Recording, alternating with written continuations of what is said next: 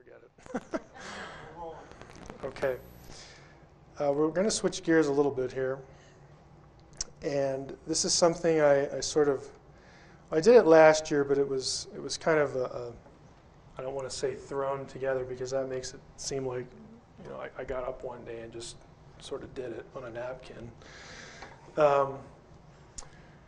But I talked about this last year, and a guy wanted me to do it again this year. And so I agreed. What we're going to talk about here is, let's just assume, for the sake of discussion, that the extraterrestrial as creator of humanity. Now, none of the literature I'm familiar with has ETs claiming to have created the universe. I don't know anybody that says that. But they do often want to position the extraterrestrial or whatever entity, whatever channeled message they receive. There's often this talk of how extraterrestrials created humanity. And so what we're going to do here is essentially say, okay, if this is true, if that's true, that we were actually created by extraterrestrials who are now essentially abducting people and experimenting on them, and if it's true that Zecharia Sitchin's views are correct, and of course you know that I don't think that. But again, if it is, if the Mesopotamian text actually describes some extraterrestrial race creating us, what would that mean? Okay, how would that work out in terms of a worldview? And is that something to get really enthused about? Okay, and we're going to go through and just sort of follow the logic. This session's not going to take that long, but we're going to follow the logic and compare the traditional theistic creator paradigm, whether you're a Muslim, Jew, or Christian, doesn't matter, but just that there's a God, a personal God who creates, and sort of note the comparisons. And I'm going to suggest that this reveals the dark side of believing that the design of us, the design of our civilization at the hands of ETs is a dark thing. It's not a very optimistic thing. So, for the sake of the session, let's presume for a moment, if this teaching is indeed correct, we'll presume that humanity was created by ETs who came to Earth long ago. We'll presume that these ETs and their creation of humanity is described in ancient Mesopotamian texts, whose content is often mirrored in the Bible, and that these ETs are therefore the God or gods that humanity has become accustomed to thinking about. If the ET creator view is true, then where would that leave us? Is that something to celebrate or get enthused about? Should we, as they did in Independence Day, go up to the top of buildings? Oh, you're wonderful. You're finally back to bless us. Let me suggest several implications that logically extend from those assumptions. First, if this is true, then you, as a member of the human race, have no inherent dignity. This conclusion extends from the fact that if ETs are the gods of the ancient creation stories, then we were created as slaves by the Mesopotamian ET gods, the Anunnaki, because that's what the texts say. Okay? It's point blank what they say. This is Atrahasis, Tablet 1. When the gods instead of man did the work and bore the loads, the gods' load was too great, the work was too hard, the trouble too much. Right there, that should tell you that the conception of a god in Mesopotamia is quite different from the conception in the Israelite religion. God doesn't need a lunch break, or much less a slave race to do work. The great Anunnaki made the Igigi carry the workload sevenfold. Anu, their father, was king. Their counselor, warrior, Elil. Their chamberlain was Ninurta. Their canal controller, Anugi. They took the box of lots, cast the lots. The gods made the division. Anu went up to the sky, and Elil took the earth for his people. The bolt which bars the sea was assigned to far-sighted Anki, so on and so forth. The last line, the Anunnaki of the sky made the Igigi bear the workload. The gods, pity them, had to dig out canals, had to clear channels, the lifelines of the land, so on and so forth. For 3,600 years, they bore the excess. Hard work, night and day. They groaned and blamed each other, grumbled over the masses of excavated soil. And then they decide, let us confront our chamberlain and get him to relieve us of our hard work. Come, let us carry the Lord. Let us carry the Lord, the counselor of the gods, the warrior from his dwelling. And let's go and grab him, take him out of his house. And made his voice heard and spoke to the gods, his brothers.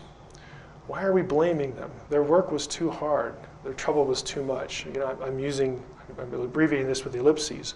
They said, let's go get that God. And then they go and confront him, and then listens to their complaint and says, well, I guess we can't blame them. Their work was hard. Their trouble was too much. Every day the earth resounded. The warning signal was loud enough. We kept hearing the noise. There is, and the text breaks off there. And so they go to the creatress, Belet Ili, the womb goddess, is present. Let her create a mortal man so that he may bear the yoke, the work of Elil. Let man bear the load of the gods. Nintu shall mix the clay with his flesh and blood. Then a god and a man will be mixed together in clay. They answered yes in the assembly, the great Anunnaki who assign the fates.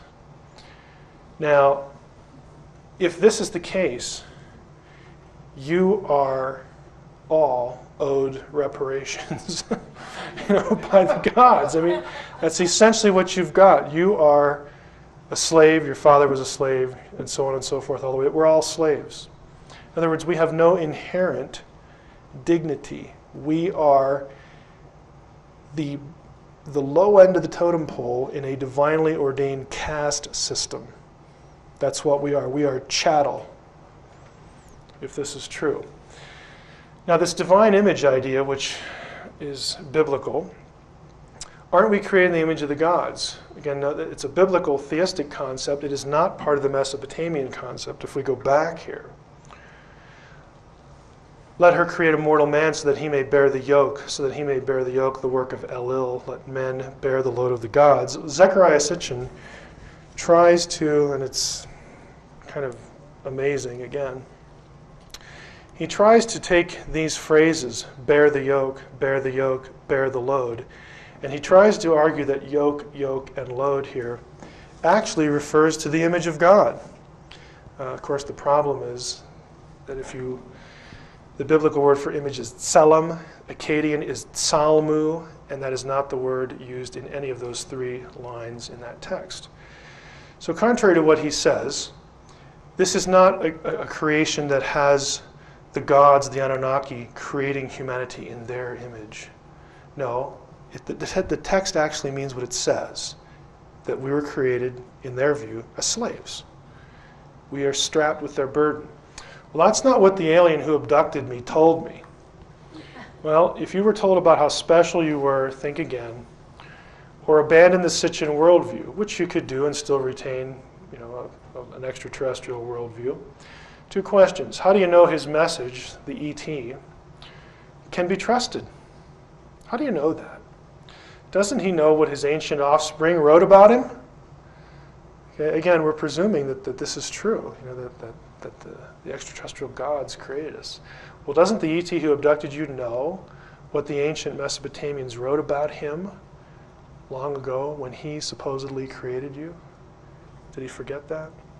The bottom line is that in the ET creator view, we were created as slaves, and our makers wanted it that way. In contrast, the theistic creator worldview has every man, woman, child, unborn, born, whatever, every person has inherent worth as God's imagers. Life is sacred because we are the receptacles of God's life and share certain of his attributes. Humans are Yahweh in effigy. That is, we are his representatives. We're not gods, but we are placed upon the earth, as I said before in another session. We are God's representatives. We are to rule and steward, take care of the world, not to rape and pillage it. We are to take care of the world, steward it as though God were here.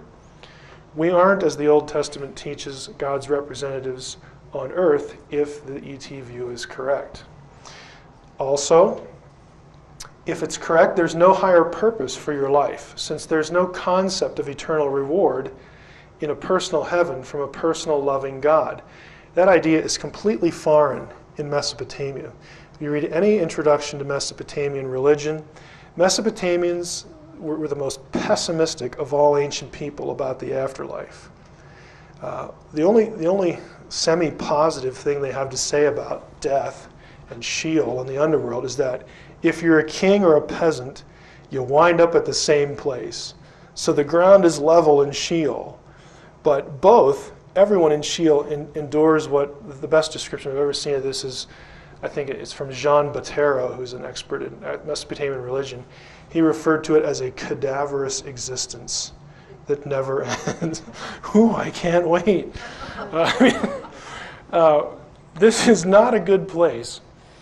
But if this view is true, you don't have anything waiting for you. In other words, you can serve the gods all you want, be their slave, and what do you get at the end? You get to live as a cadaver. That's just wonderful. The conclusion follows again from the fact that if ET is God, then his status as a created being himself means that all in the universe that is real is the material. There's no spiritual reality beyond the material, and again, the Mesopotamians weren't looking forward to anything beyond that anyway. Pantheists and those who want to give the universe itself life or treat it as a living being or biocosm are left with this reality. No matter how spiritual they think the universe is, it's still just matter, beyond which is nothing. There's nothing beyond that. Because if you say there's something beyond matter, something outside creation, you've just dumped your pantheism. Typically, those who speak of the universe as its own creator do so to avoid the idea of a personal deity that transcends creation, because that idea comes from religion or the Bible.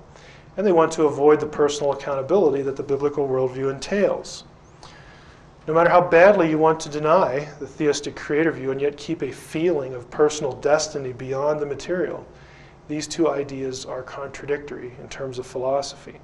If matter is all there is, then matter is all that is. Okay? If something is beyond matter, that thing can't be material. The Big Bang doesn't create itself. It's a result, not a cause. If there's no higher purpose for your life because there is no immaterial, non-physical, non-material place that you go when you die, if there's no higher purpose, you have nothing to look forward to, you are simply a higher form of animal. You might be lesser than the aliens who made you, whose only purpose was to have you serve them. And if you imagine that there are multiple races of aliens, some who want to aid us in achieving our high potential, then some questions follow. You might say, well, maybe only the bad guys treat us as slaves. What about the good ones? How can you tell the taskmaster alien from the benefactor alien? And if you read the abduction literature, this is not, that is a legitimate question. We know from Sitchin's account of the conniving escapades of the gods of Sumer that they behave just like we do.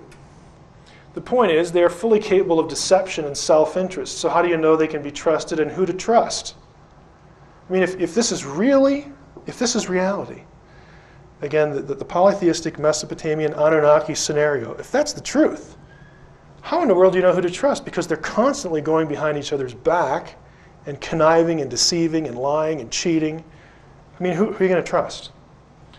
If alien abductees are to be believed, how are the violations they undergo benevolent? I know, it's rhetorical. Why is it that Dr. David Jacobs, leading authority on alien abduction, has concluded the alien motivation is not our benefit, but for their own? Again, he's not the only one. The theistic view, in contrast, has an ultimate purpose for humanity. We are to image God, which we've talked about before, to work in his stead, to be his representative.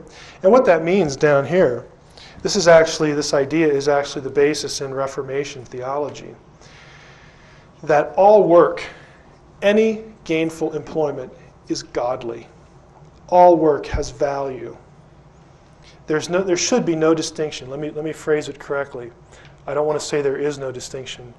In God's mind there isn't, but there should be, in our mind, no distinction between what we think of as secular and sacred. It's all sacred in God's mind. It makes God happy when we are creative and industrious, and God wants us to find work that we enjoy and then revel in it. We are to put our trust in Him for our eternal destiny by obeying His plan for our salvation, so that the practice that's a typo there. So the practice of our lives is, as the Westminster Confession puts it, to love God and enjoy Him forever. That is the point of why we're here in God's mind, the biblical God, not the Anunnaki gods. The outcome of this is eternal sonship or eternal childship, to become the sons of God, the children of God, to replace what has been lost through the progression of evil. This is what John says, point blank. See what love the Father has given us, that we should be called children of God, and that is what we are. The reason the world does not know us is that it did not know Him. Beloved, we are God's children now. What we will be has not yet been revealed. What we do know is this: when He is revealed, we will be like Him, for we will see Him as He is. Question: what is the destiny? What is your destiny at the hands of E.T.? To be ramped up into the collective consciousness? Okay, what proof do you have that E.T. has changed from the self-interested taskmaster he was in the days of Mesopotamia? The third logical implication to the E.T. creator view, we've talked about 1 and 2, and number 3 is the idea of racial superiority and inequality is true. It's absolutely true. This conclusion logically extends from the Mesopotamian texts that tell us that the gods created kingship for humankind. If you read Sitchin closely, he will refer to 2 creative acts with respect to humanity. One, is prior to the flood, where a primitive form of humankind is created again as slaves. But then one of the gods, Anki, comes back and sort of ramps up or genetically tinkers again with the humanoid thing, and specifically does that, adds more divine blood to him, because we are going to make them this particular line. And you actually have 2 lines emerge in Mesopotamian thinking again. We're going to make certain of these individuals more like us, because we're going to give kingship to them. We're going to put kingship in their hands. So if this is the case, then certain bloodlines are inherently superior because they're royal. And I want to say this: if you read Lawrence Gardner, this is Lawrence Gardner. Okay, bloodline, the Holy Grail, the whole bit, the Jesus bloodline mythology, going back to this, you have to believe this. If this is what you think the texts say, then this is the conclusion. Certain bloodlines are superior because they have more of the Anunnaki blood. See, we all people who would latch onto this, what Gardner's saying, they read it and think, that's me. That's me. I'm one of the superior ones. Well, maybe not. Questions that naturally follow. Are you among the elite? Are you as racially gifted by the gods as other people? Do you suppose that African Americans and Jews are in the royal bloodline? Hispanics? Put any other race other than white Anglo-Saxons in there. If the idea of racial supremacy is true, should we defend it? Should we defend it? Will the gods enforce the idea when they return? Will they weed us out? Will there be those that rule and those who serve? Again, in contrast, the theistic worldview is that all races are equal because all races are human. All humans are God's imagers, male and female. There are no exceptions. No, I know that the church, in some of its more wonderfully dunder-headed moments, and I'm including in this century, has propped up the idea of racial superiority through pseudo-exegesis of passages like the curse of Canaan and Ham. It is not what the text teaches. It's what people who are predisposed to racial inequality have said the text teaches, but it is not what the text teaches. And frankly, today, I think the exegesis is a little less self-serving than it was perhaps in the Civil War and in the 60s. Those humans who follow God's plan for salvation for all are considered royal offspring. Every believer is specifically called a son of the king. It is a royal title. the sons of God who will rule over a new earth with him. Male and female, no exceptions. The idea goes all the way back to the Old Testament. It's not just a Christian thing. It's very present in Jewish theology. Hosea 2:1, the number of the people of Israel shall be like that of the sands of the sea, which cannot be measured or counted. Instead of being told, you are not my people, again, remember they were exiled, they shall be called children of the living God. Daniel 7:27, the kingship and dominion. It's the same chapter, by the way, the divine council chapter we just looked like with Ezekiel. Kingship and dominion and grandeur belonging to all the kingdoms under heaven will be given to the people of the holy ones of the Most High. Will be given to the people of the holy ones of the Most High. Their, plural, kingdom shall be an everlasting kingdom, and all dominions shall serve and obey them. John, New Testament now, but to all who received him, who believed in his name, speaking of Jesus here, he gave power to become children of God. Galatians 3:29, if you belong to Christ, then you're Abraham's offspring and heirs according to the promise. The promises given to the Jews above in Daniel. 1 John 3:1 we've already looked at. The fourth logical implication to the ET creator view, again we looked at 1, 2, and 3. The dignity, no higher purpose, and racial inequality. And fourth, then the ET gods are your creator masters, not your brothers. Now this is a little repetitious with the first one, but it's a different angle. They're not your brethren. If ETs created us, they have the right. They have the right of ownership over our bodies, souls, and children. We are theirs by right, if this is true. What that means is that whether you like it or not, royal kingship is a monarchy. It is not a democracy. You have no right to complain or gripe about what happened to you in your experience. You got to take the whole package, in other words. The elite command, the rest of us submit or suffer. Don't complain then that you have been abducted and abused. You have no right to demand justice, for the alien has legal claim over you. Period. The theistic creator worldview, again in contrast. As noted already, in a biblical worldview, we are all destined to be kings under God's sovereignty. The image, the sonship, the rulership is democratized. It is not kept for a select few or for a certain bloodline. It's not even kept for beings in heaven. As Paul said, don't you know, 1 Corinthians 6, that you'll rule over angels. Think of the council. God of Israel, sons of God, angels. Paul says, don't you know you're going to rule over angels? You're the middle slot. You are the royal household of God. You will command them, not the other way around. This is the biblical worldview. Jesus, as incarnate God and Redeemer, is our brother, not our owner. Now, I realize that Christ is Lord in Christian theology, but that's not where it ends. He is also our brother, as Hebrews 2 says very, very plainly.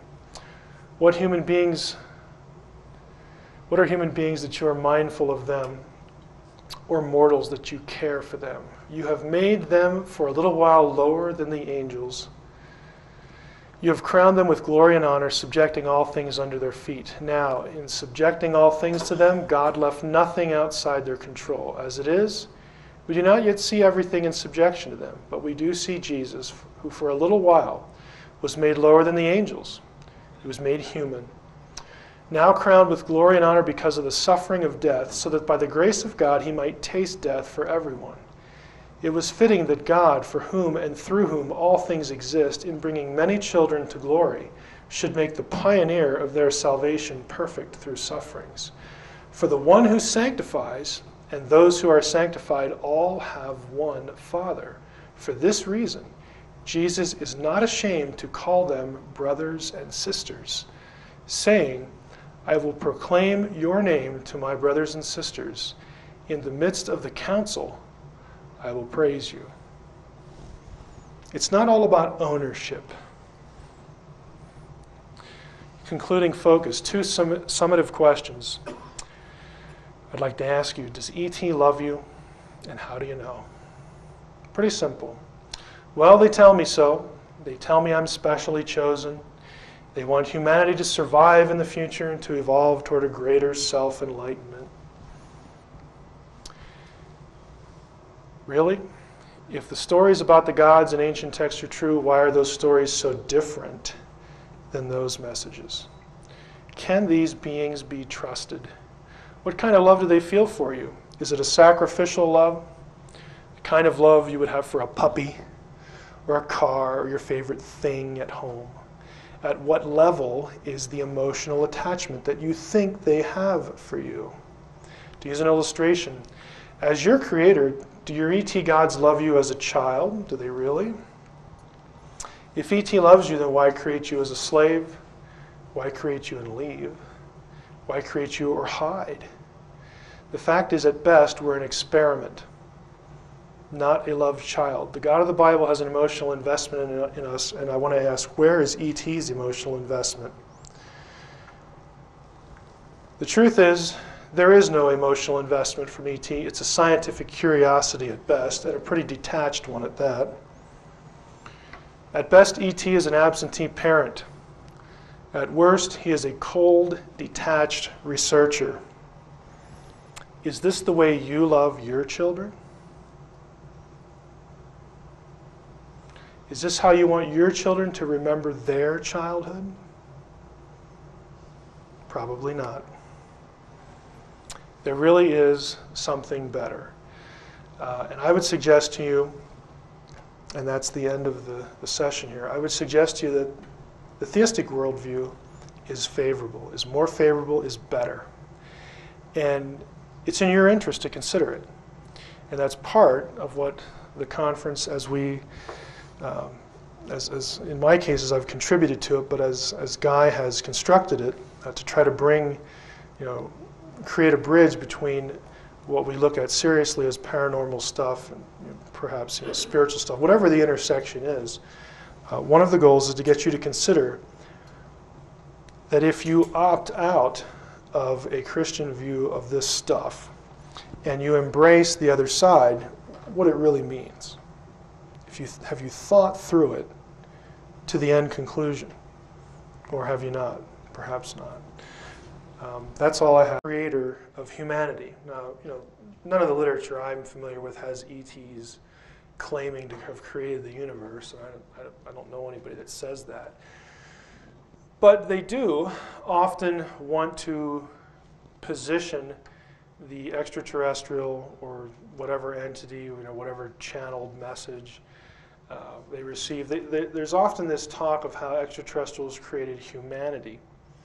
And so what we're going to do here is essentially say, okay, if this is true, if that's true, that we were actually created by extraterrestrials who are now essentially abducting people and experimenting on them, and if it's true that Zecharia Sitchin's views are correct, and of course you know that I don't think that, but again, if it is, if the Mesopotamian text actually describes some extraterrestrial race creating us, what would that mean? Okay, how would that work out in terms of a worldview? And is that something to get really enthused about? Okay, and we're going to go through and just sort of follow the logic. This session's not going to take that long, but we're going to follow the logic and compare the traditional theistic creator paradigm, whether you're a Muslim, Jew, or Christian, doesn't matter, but just that there's a God, a personal God who creates, and sort of note the comparisons. And I'm going to suggest that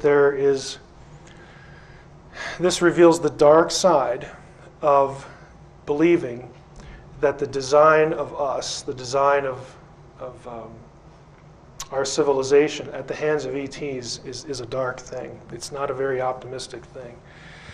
So, for the sake of the session, let's presume for a moment, if this teaching is indeed correct, we'll presume that humanity was created by ETs who came to Earth long ago. We'll presume that these ETs and their creation of humanity is described in ancient Mesopotamian texts, whose content is often mirrored in the Bible. and that these ETs are therefore the God or gods that humanity has become accustomed to thinking about. If the ET creator is view is true, then where would that leave us? Is that something to celebrate or get enthused about? You know, should we, as they did in Independence Day, go up to the top of buildings? Oh, you're wonderful. You're finally back to bless us. Let me suggest several implications that logically extend from those assumptions. First, if this is true, then you, as a member of the human race, have no inherent dignity.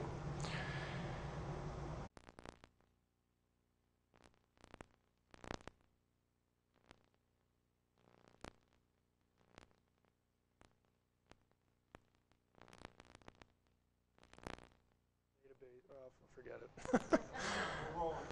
Okay. We're going to switch gears a little bit here. And this is something I did it last year, but it was kind of I don't want to say thrown together because that makes it seem like, you know, I got up one day and just sort of did it on a napkin. But I talked about this last year, and a guy wanted me to do it again this year. And so I agreed. What we're going to talk about here is, let's just assume, for the sake of discussion, that the extraterrestrial this conclusion extends from the fact that if ETs are the gods of the ancient creation stories, then we were created as slaves by the Mesopotamian ET gods, the Anunnaki, because that's what the texts say. Okay? It's point blank what they say.